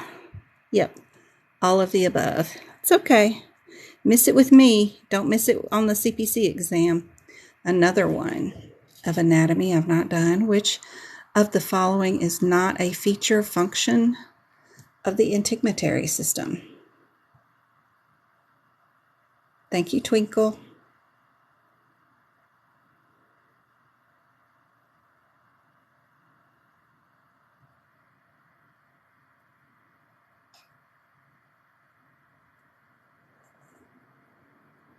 Our skin doesn't help us move? Is that what you people are saying? Is that right? Yeah, you're right. It just seems very weird that the skin doesn't help us move, but it doesn't. That's right. Our skin does help us with moisture control. It does help us with temperature, and it does protect us. But the skin doesn't help us move. Yeah. And they asked us which one was not the right answer. So it's hard sometimes to look for the wrong answer. So it's true. This one I've shared once before, but I wanted to share it again because it might be one that y'all don't know. So we've got surgical, surgical, surgical. This one says plastic.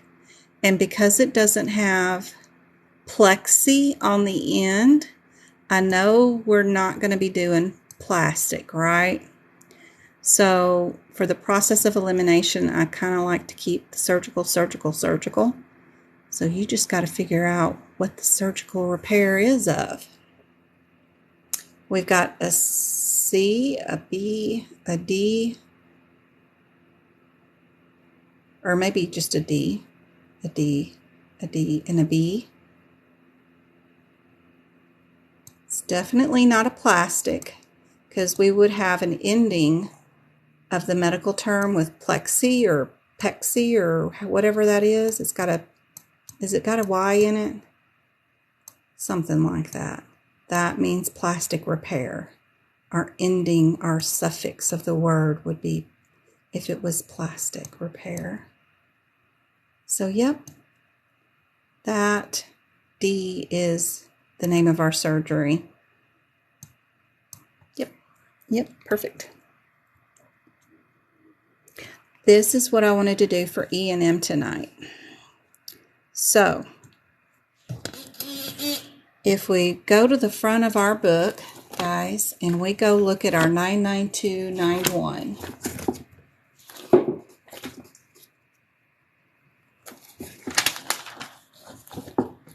And we see that that is our, what? Our inpatient? Is it inpatient? Yep. Our initial hospital care visits. If our history of an exam that a doctor did only meets the level of being a 221, meaning we have a detailed history, we would be at the code for history of the 221. If our exam met the criteria for comprehensive for the exam, we would be at the 22 code, or technically at the 23 code too, because they're both comprehensive. If our MDM for the vet visit was at a 2-3, which is high, we would be at this level. But this is one patient for one visit for today.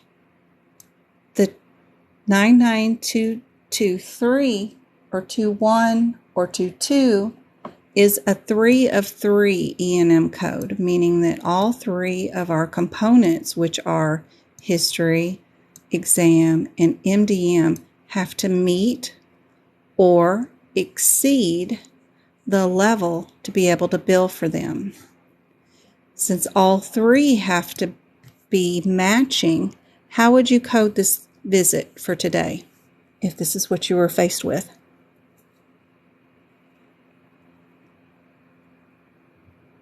A 992 to what? 1, 2, or 3?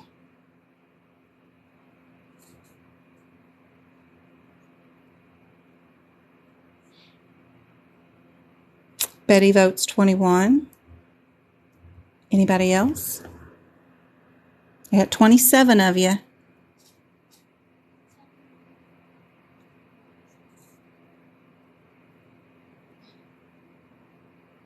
Is everybody confused? Is this too confusing? Let me know. Hey, Kim. Thanks, Go-Kart. Sandy's got a 22. We got to vote for that. Meg's 2. Stussy says code the lowest. Jillian says 22. Yeah, you're confused. So what I'm doing is, this is my E&M book, and what I do is for codes that are at different levels, like our 21, our 22, and our 23, they're all under hospital care, for initial hospital care, and we have 3 components that we have to match or exceed to be able to code this level. We have to have a detailed history, a detailed examination, or a medical decision making, which is MDM, at a low to be able to build 2-1. To build a 2-2-2, we have to have the examination be comprehensive. The examination has to be comprehensive, and our medical decision making has to be moderate. And we have to match all 3. And we have to meet or exceed all 3 of these just to bill that. Same thing with the 2-3. It's a 3 of 3. All 3 have to match. So we have to have a comprehensive history, comprehensive exam, and an MDM that is high. We have to meet or exceed. So just playing around, what if our doctor had a history that was just detailed, which means they had one organ they went over or one body area that they went over, and it was just to look at their ears, right? Because they came in for ear pain. And that's all they did. Sorry, for their history, it would have to be detailed, which means that they would have only had one occurrence of it happening in the past, one reoccurring ear pain they've had once in their history. So that's your detailed. If we had an exam that was going to be comprehensive, then they would have looked at multiple body organs, which I believe is like 5 to 6 for comprehensive, could be a little bit more, 7 to 8. But they would have looked in their ears, eyes, nose, throat. They would have looked at all those adjoining areas to evaluate to make the exam a 22.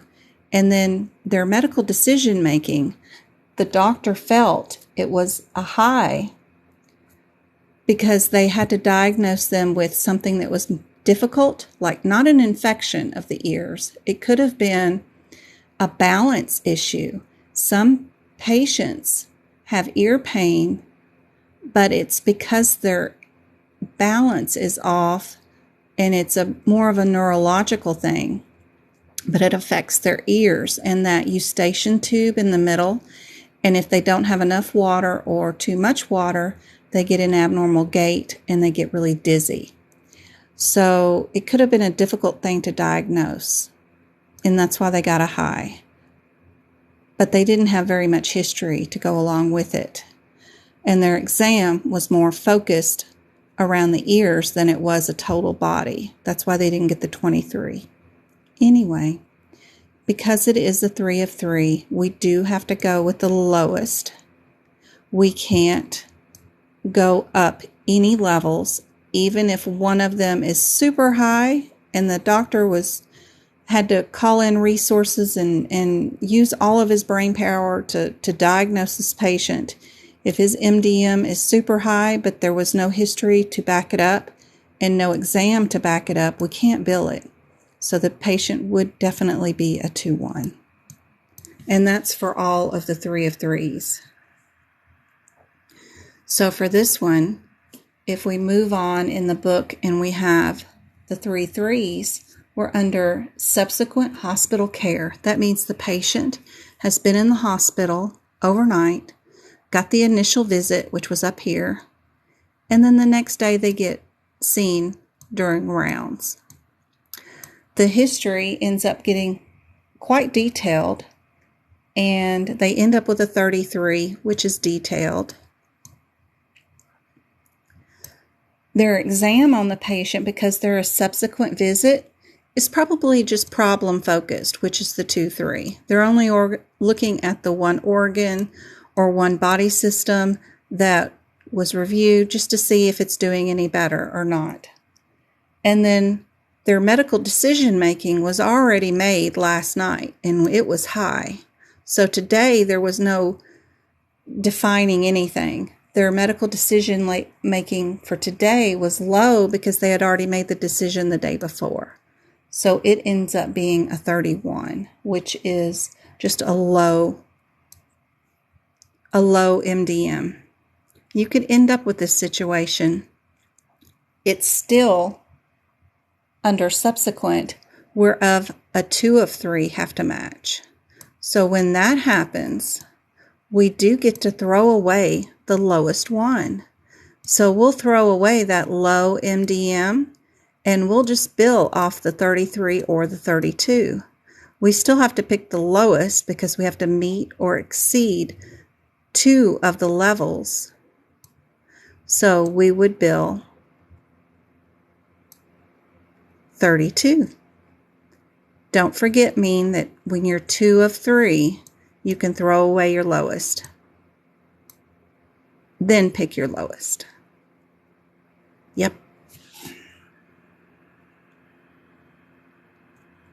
Let's do it again. What codes are these? Your 2, 3, 4s. What is this under? This is observation care. Are we 3 of 3 or 2 of 3?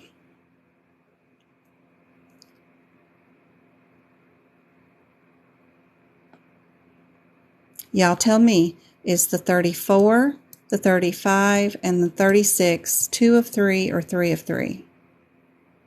Tricia says 3. Mean says 3.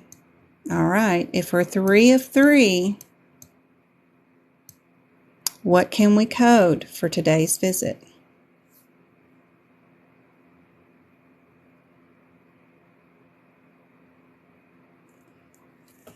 Our history was a 35, which was comprehensive. This was comprehensive. 36 for our exam was also comprehensive. And our medical decision making was straightforward.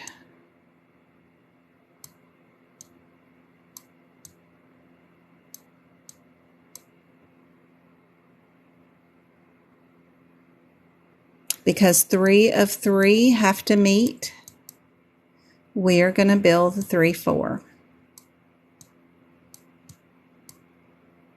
We're going to pick our lowest. Forgot my equal sign there.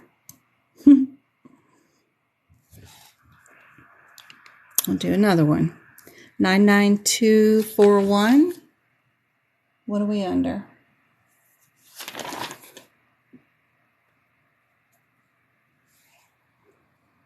Office consultations. Are we 2 of 3 or 3 of 3?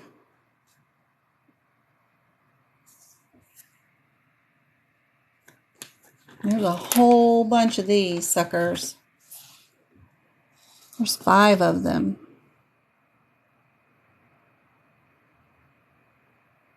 Office consultations are 3 of 3. So we need to match all 3. Our history is a 44, which is comprehensive, which could technically be a 44 or a 45. Technically, could be a 45 too.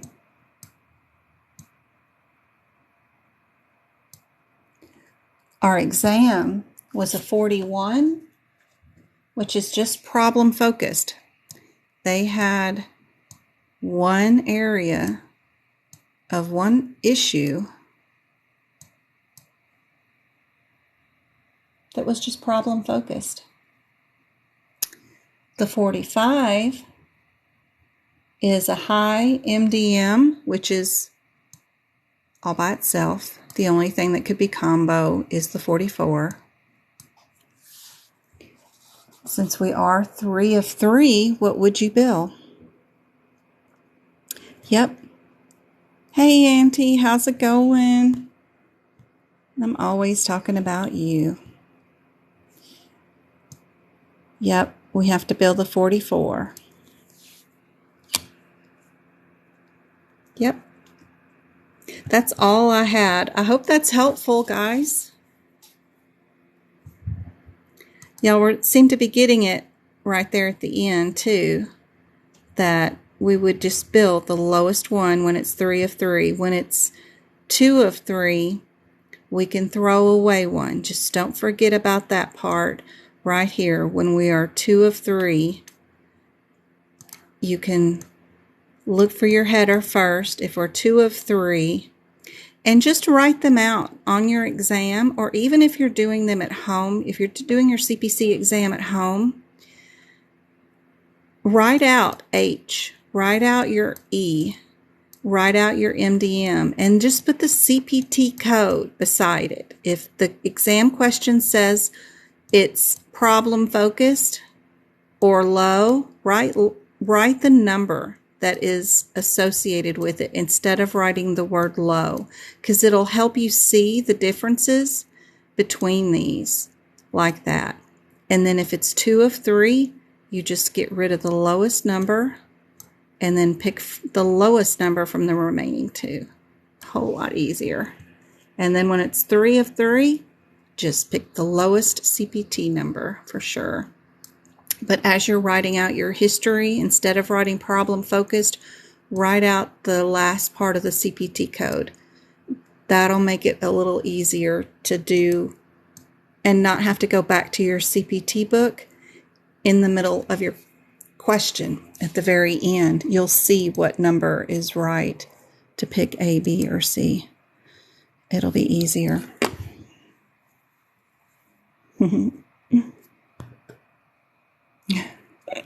Right on time. Can you believe that? I can't believe that. She got it down packed to a minute. Wow. She is good. I couldn't have done this the last months without her. She's awesome. I got to send Twinkle and Betty both some things. So don't think I've forgotten, but I have not really technically, but yeah, I got to finish that. What was I going to look at today online? What was something I said I was going to look at? What was it? What did I say in today's thingy? I said I would look at. Send me prayers. What's prayers for? Was it the surgery? Or you're not going to take your exam this Friday, are you?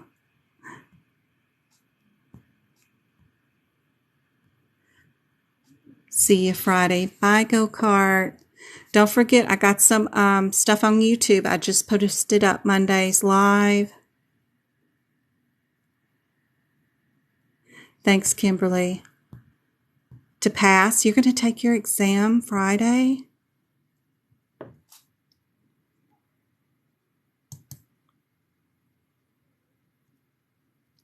Yeah, I hope your son's good too by then.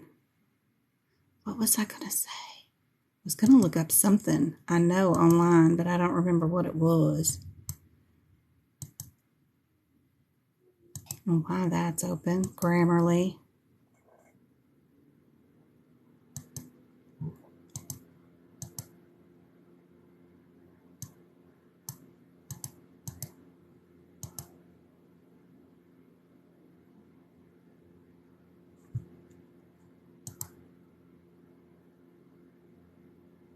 Thank you, Betty, for the likes and the love.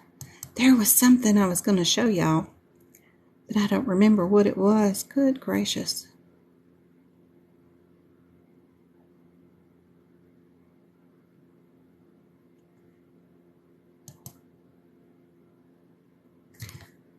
Don't forget to go to your AAPC website and be sure to look at my AAPC.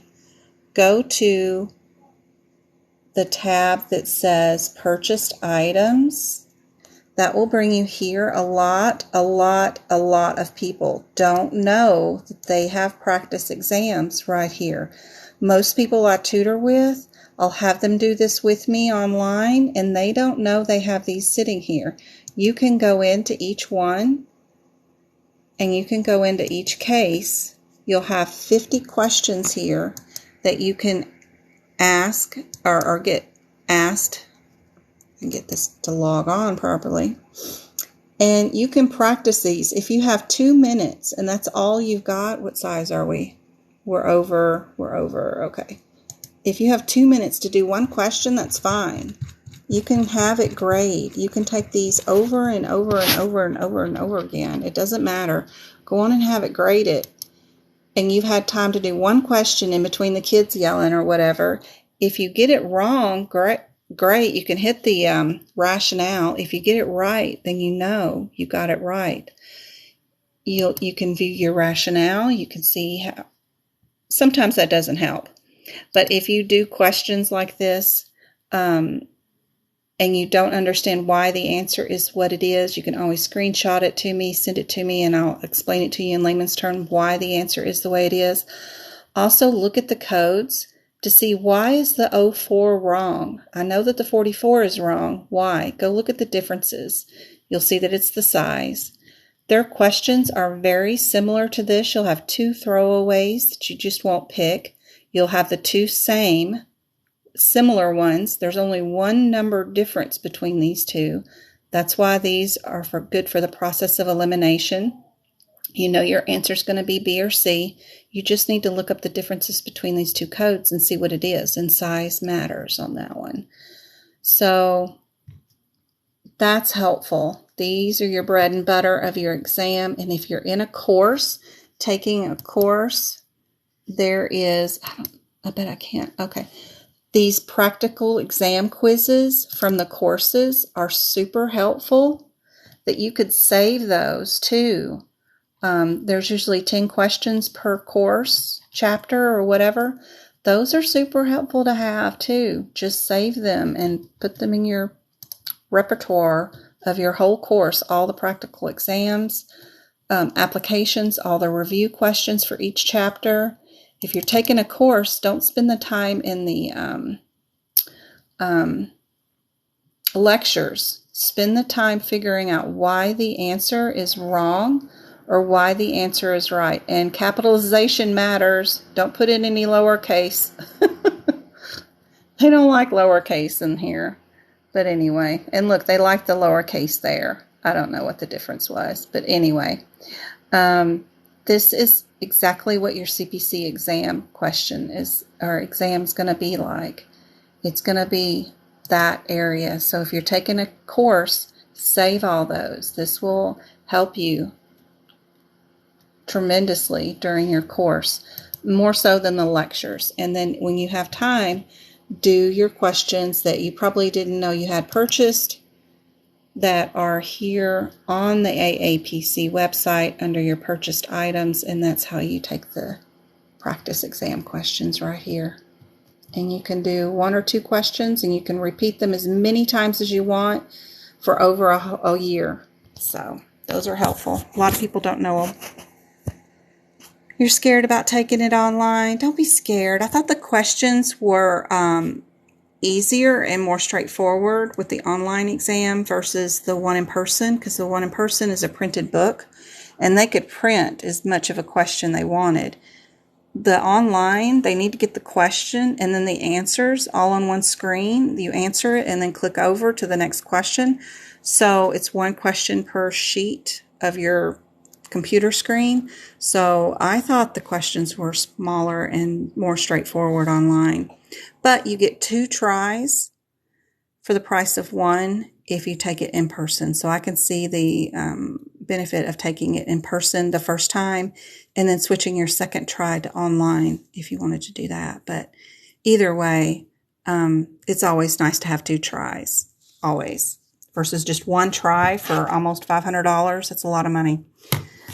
So guys, I am going to end it here. I hope this has been helpful. I hope I helped a little bit. I will see you guys again on Friday. And don't forget, this Sunday is a totally free workshop. You don't have to sign up for. Just be a subscriber to the YouTube channel, and you'll get a notification that it's there and that I'm live. And the video quality is like 100% better than here on TikTok, because you get a landscape view, a full screen, and it's a lot clearer than on TikTok. But that's okay. Woohoo! Time to go. I will see y'all on Friday. Thank y'all very much. I really appreciate it. Good night. 10 shares and almost 4,000 likes. Y'all are awesome. Thank you so much, guys. You're welcome, Betty.